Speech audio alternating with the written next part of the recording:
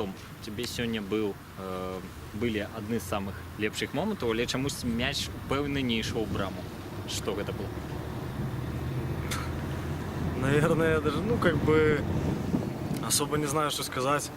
Много матчей провел защитником. Сейчас вот на кубок сыграл крайнего нападающего. И вот сегодня вроде и игра шла, и старался обыгрывать, как и требуется игра нападающего. Нужно обыгрывать, лазить в штрафную, бить поворотом, создавать им опасные моменты. Но также требуется реализация. Реализация сегодня у меня, как говорится, не на высшем уровне. Надеюсь, это просто недостаток мастерства.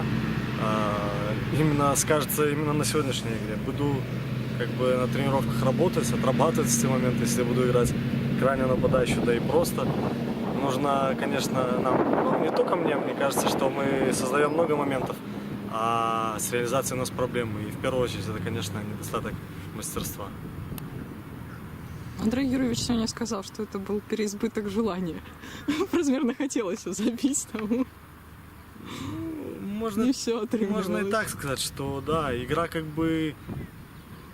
давалась и действовал так, как должен действовать нападающий, обыгрывать, лазить в штрафную, создавать какие-то моменты. Но, наверное, да, я просто слишком хотел забить, потому что голов я забил в этом сезоне пока очень мало. И пока как-то так. Будем работать, я думаю, что еще пару игр, если сыграю крайним нападающим, то, надеюсь, и голы пойдут. Главное, что команда выиграла, это самое главное. И, конечно, спасибо болельщикам за поддержку.